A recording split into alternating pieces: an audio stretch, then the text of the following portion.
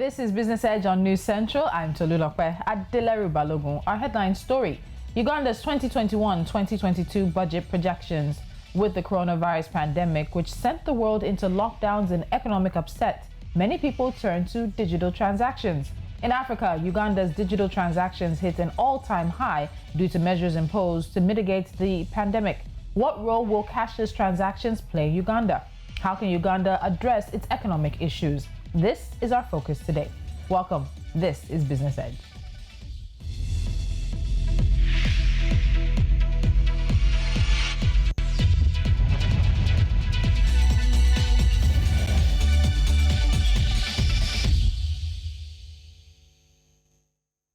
The Bank of Uganda said digital transactions, also known as cashless transactions, recorded increased activity in 2020 compared to the year before. Now, data from Uganda's Apex Bank attributes the increase to actions undertaken to mitigate the spread of COVID-19. Recently, in a budget consultation meeting for 2021-2022 fiscal year, which was attended by the Uganda Communications Commission, the Uganda Revenue Authority, and telecoms operators, as well as the Bank of Uganda, it was proposed that taxation of cash withdrawals from commercial banks be explored, as this could help encourage cashless transactions, promote e-commerce, and improve tax compliance in addition to raising revenue.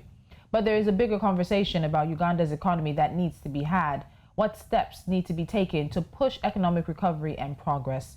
Joining me on Business Edge is Mtwalo Msoni. He is the Global Tax Advisor for Action Aid, and he joins us as we get into this conversation. Mtwalo, it's good to see you again. Thank you so much for joining me on Business Edge.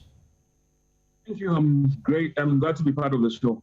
All right, so we'll start with the conversation heading towards digital transactions and then expand it more into some of the economic issues Uganda is facing. Now, we know that digital transactions recorded a massive upsurge during the pandemic and even up till now. But with the eventual rollout of vaccines, the easing of lockdown measures, do you think Ugandans may return to their currency notes, or they found some ease in these transactions and will continue to see the same numbers we saw during the lockdown? So data from the Central Bank of Uganda, the Bank of Uganda, suggests that 75% of all transactions are still being done through cash. Of course, there's lots of ease that comes with digital transactions, but 75% of all transactions that are being done are still cash transactions. This has to do more with the digital penetration of the country, which only stands at 24%. Only about 10 million people access internet services, and we do know that digital transactions are very much linked to access to internet. The scope of e-commerce is wider than just digital payments, but as it is, there are steps in the right direction, placing an ease on currency transactions, hard currency transactions, and seeking alternatives with the growing fintech mobile money transactions. But otherwise, we're still seeing 75% of these transactions happening day to day, still happening through cash. So it's happening slowly. Yeah. Probably eventually get there, but we'll see how it turns out after the pandemic. Okay. So we know that measures implemented by financial institutions in terms of subsidizing some of the things that are happening, subsidizing the cost of transacting online during lockdowns, go to show that the high cost of online transactions sometimes is probably one of the main inhibitors of adaptation to innovations. And we've seen that as well across the continent and other places. How do you think this can address, given the fact that many countries are trying to make their economies more cashless, or less cashless, more cashless, and they're trying to get people to do more of their transactions online? But if there's taxation, if there's subsidizing the cost, these things that sort of stand in the way, how do we address those things? The whole scope of e-commerce is greater than just e-payments. E-payments are also an inhibiting factor to the growth of e-commerce. But I think most of the effort that needs to be put where data is being made more accessible, technology is being made more accessible to people, platforms that are using such transactions are being exempt from some forms of taxes. The bigger platforms, of course, need to pay tax more progressively. it has to do with more of the growth of the fintech sector, more of the growth of digital penetration, even before we look at digital payments. This is only a small bit when it comes to the whole sector. So once you grow the sector, you have more people transacting using digital platforms. You have more people accessing data at a cheaper rates. That 24% that we talked about being the percentage for digital penetration, moving up to 50%, then it will be more convenient for you to have digital transactions. And not only to mention that there are very small transactions, very small cash transactions, which would be better be made by cash because it's cheaper rather than using digital platforms where there are taxes that are being applied and attracted now. So growth of this sector is more broad than just looking at e-payments. All right, so before we leave this conversation, particularly on this cashless side of things, that 0.5% tax does not really seem to have had too much of a negative impact on mobile money because for many, the service is driven by the informal sector, which oftentimes passes the additional cost on to the sender of the money. But if we were to bring such a tax to cashless, or rather to cash withdrawals in the banks, what do you think the impact of a 0.5% tax would be in that sector or in that particular situation? First of all, maybe to mention that the 0.5 on the informal sector is somehow regressive. It's not progressive because it's taxing the people who have less incomes, people who have less money compared to people who are in the formal sector. So you have people in the formal sector who are going away without having their tax on transactions cashed, which is something that the proposal somehow seeks to address, but it should be mentioned that when you have a 0.5 percentage tax on digital transactions, you're basically looking at double taxation in the sense that it's double taxation in the sense that most of the income that comes to banks is already taxed. Most of the income that's coming into banks is coming in form of payments that's already gone through the pay-as-you-earn tax bands, respective tax bands. And it should also be mentioned that the 0.5% that's been proposed is a flat rate. So it basically means if I'm going to withdraw 200 Ugandan shillings, for example, from the bank, and someone who's withdrawing 2 billion Ugandan shillings will basically be charged at the same rate. And unfortunately, with the way these cash transactions and cashless transactions are designed, they are more likely to transact cashless if it's a very big amount. If I'm going to purchase a service from you, which is worth lots of money, I would more likely transact cashless. But if I'm going to transact on small transactions, maybe I'm going to buy a pair of shoes, clothing, day-to-day essentials, groceries, I'm going to try to transact using cash. I'm being charged on that. So it basically means that most likely the people who have less, the people who need to transact using cash for small transactions are the ones who are going to bear most of this tax as it is. For me, I see it being opposed by the people, majority of the people being the people in the informal sector, majority of the people being small bankers, as opposed to how it is in other countries where this would probably balance out income that is being held in banks. Okay, so now let's talk about the budget. So Uganda's budget is projected to be about $12.38 billion for the 2021-22 financial year, of which $5.66 billion will go to debt servicing, leaving 6 point something billion. And this against the total domestic revenue that is projected at only $5.88 billion. So if you leave out conversations about foreign debt, will Uganda have enough money to run the country? Where does it want to get the money to run the country? Of course, you can't leave out debt in the picture in terms of Uganda's 2021-2022 revenue strategy, literally the national budget. The figures that you've just shared with me translate into a 97% of all domestic revenues going towards debt financing. So if you have 97%, you're only left with 3% of domestic revenue for your development agenda, which is not feasible. Uganda, like most countries, wants to borrow in local currency, in the Ugandan shillings, from the local banks, from businesses, from individuals within the country through the shares of bonds, and so on and so forth, securities, and so on and so forth. But the reality of the matter is, because most countries are cash constrained, Uganda would probably look to the foreign world and try to borrow from foreign currency. The plan is already there. 3% of domestic resource mobilization will, of course, not be able to finance Uganda's development agenda, though we've seen lots of cuts.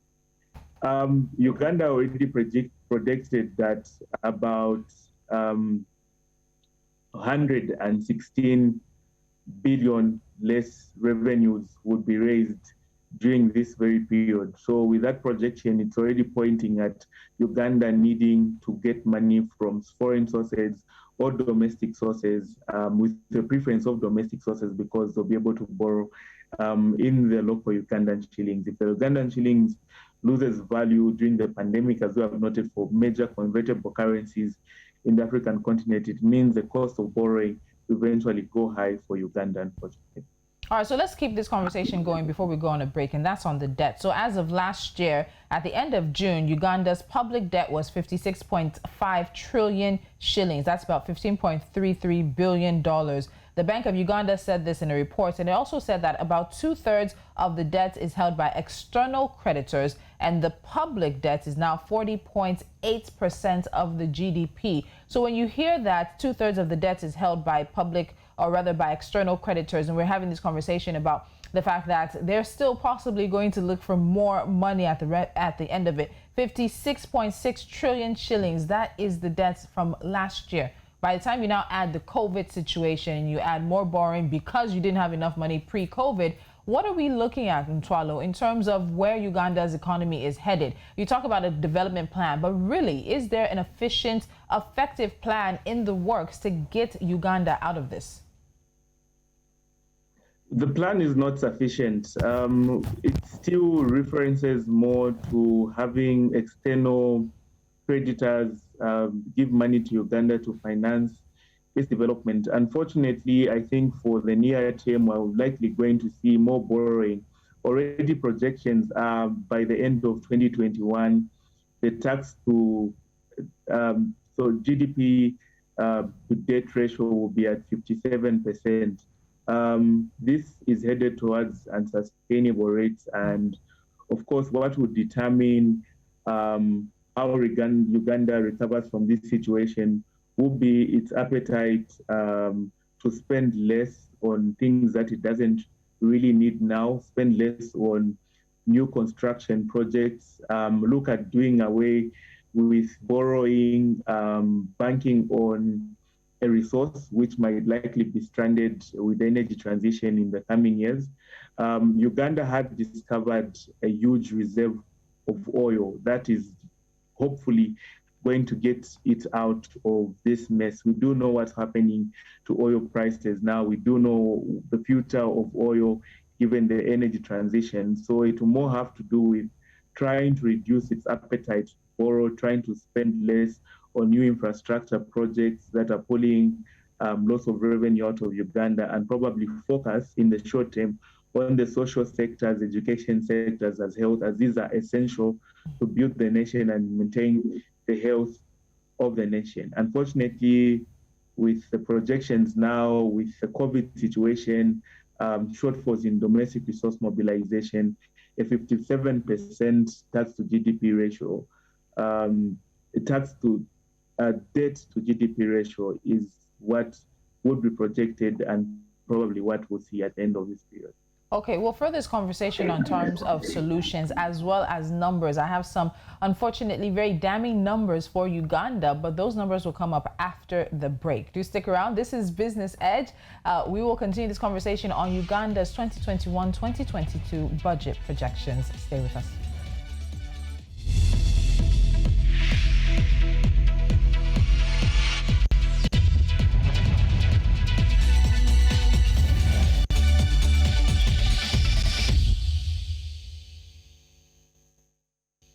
This is Business Edge on New Central, and my guest is still Mtwalo Msoni. He is the Global Tax Advisor for Action Aid. So let's talk about the debt conversation, and we have this conversation almost all the time with many African countries. So the debt servicing burden in Uganda continues to rise, and we hear from government officials that the extra borrowing is necessitated by the need to cover for both the revenue shortfalls and the COVID-19 related expenditure needs. Now, what do you see as the consequences of Uganda's continued borrowing, particularly when so much of the money that's made, however much of it is, goes so much to debt servicing and not enough is even left? So you're servicing debts that you're taking because you want to build infrastructure, because you want to do this, but there's not enough to really adequately service the debts, and there's not enough left over for you to do more with your economy. So what do you see as the consequences of this continued borrowing? Currently, 97% of all domestic resource mobilization is going towards debt servicing. More money will be borrowed during the COVID-19 pandemic. Less revenues will be raised. So it basically means that in the coming year, probably Uganda will have to pay some of its debt using debt. They'll have to borrow to pay back money that they borrowed, because the revenues that will be generated locally would not just be sufficient to be able to finance or pay back the debt needs of the country as it is. It's a very damning situation, but then that's what's likely going to happen in the short term, because the projections for tax collections not as much as they would have been expected.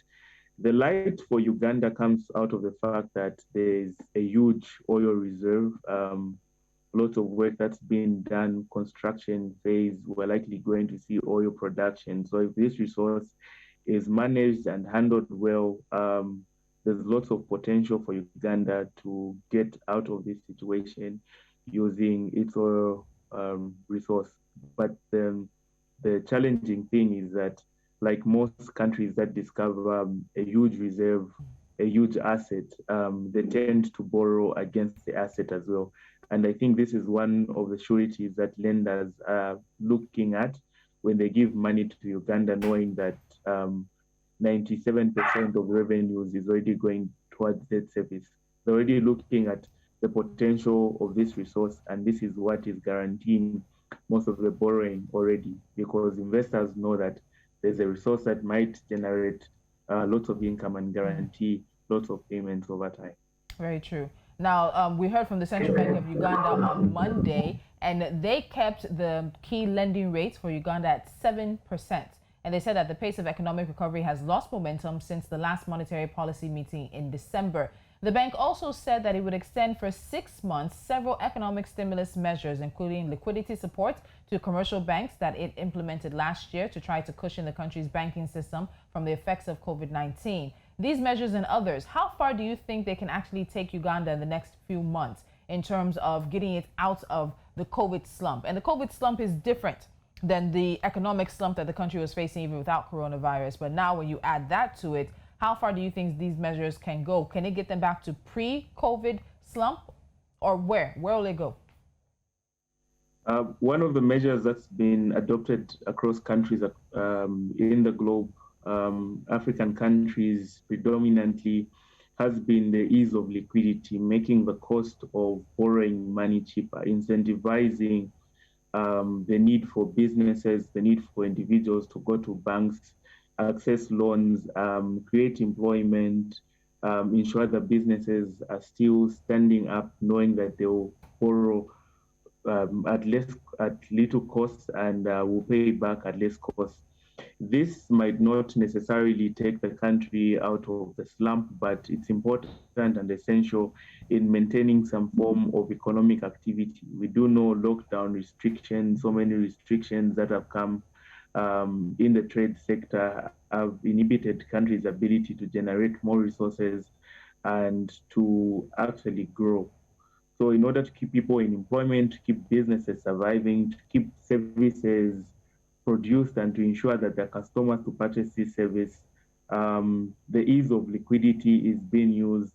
The reduction in the cost of borrowing, interest rate, lending rates is being used, but this in itself is not enough a strategy to get countries out of the pandemic period to pre-COVID times.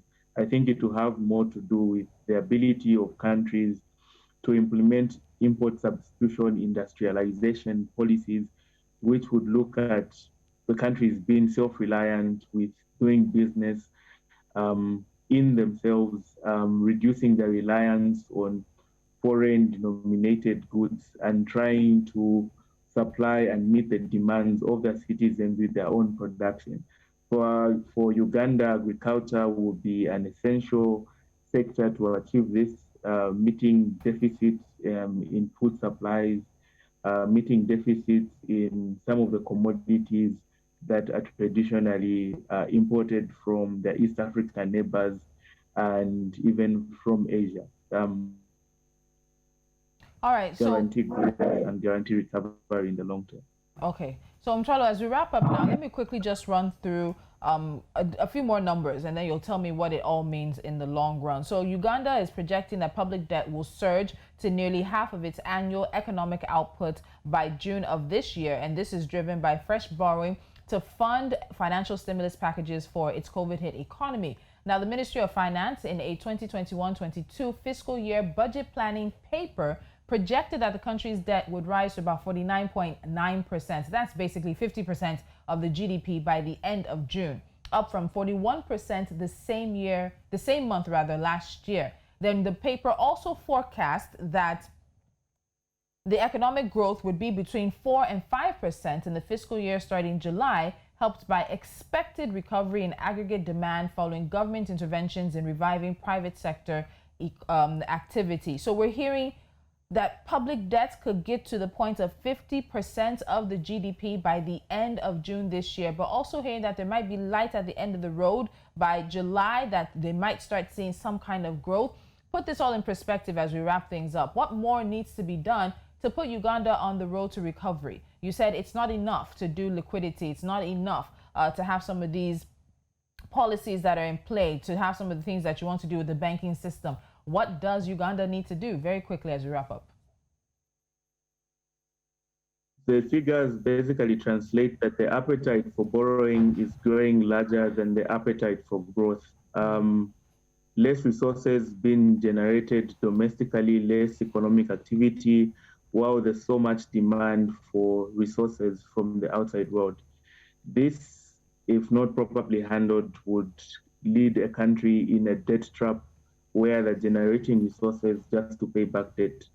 If we do not want to see this, we need to work on self-reliance. Self-reliance in the sense that if we implement import substitution industrialization, try to do it away with importation of some goods, we maintain a strong currency, we meet the demand locally, and we boost economic activity, create jobs by supporting local businesses. The ease in transactions as it is are just meant to keep companies in business. But in the long term, if these loans, this ease transaction can be targeted towards industries that are looking at enhancing manufacturing and enhancing the demand for traditionally demanded goods and services, then we would see Uganda out of recovery. Thanks. All right. We'll continue watching this progress and, of course, more of those situations as it plays out. The African economy, all of the countries on the continent trying to recover. Mtwalo Msoni, thank you so much for joining me, as usual, on Business Edge. We'll see you next time. Thank you. All right. We'll wrap things up. You know what we do, and that is, of course, NC4 to watch. A few stories we're keeping our eyes on. The Lagos Chamber of Commerce and Industry has advised Nigeria to manage expectations. The Director General, Muda Yusuf, said that Nigeria needs to build capacity for international competitiveness of its products and services so as to benefit from the World Trade Organization. He also said it is critical to develop an African continental free trade area strategy that would enable the country to leverage trade opportunities both continentally and globally. The Economic, Social and Environmental Council of Senegal says it wants to strengthen economic ties with Morocco's own council. Earlier in February, Morocco's council received a delegation from Senegal in an attempt to discuss the implementation of cooperation strategies between the two councils. Gold prices dipped during the first trading session of the week after U.S. Treasury yields soared to their highest in 10 months by 0.1% to $1,821.84 per ounce. This even though U.S. inflation expectations ticked up to a 6-year high. Now, gold traders are becoming increasingly wary of the situation. And finally, South African opposition party, the Democratic Alliance, DA, wants to formally request that Facebook should be summoned to Parliament to account on several matters. Now, top on that agenda is its role in misinformation and the protection of the digital privacy of South African users. The party further said the reason for summoning Facebook, which has an office in Johannesburg, is with the view of ascertaining what steps the tech giants will be taking in tackling harmful misinformation. And that's it on this edition of Business Edge. Don't forget that you can follow us on social media. We are at News Central TV. Head to our website and download our mobile app on Play Store and Apple App Store. Until next time, I'm Tolulope Adeleru-Balogun.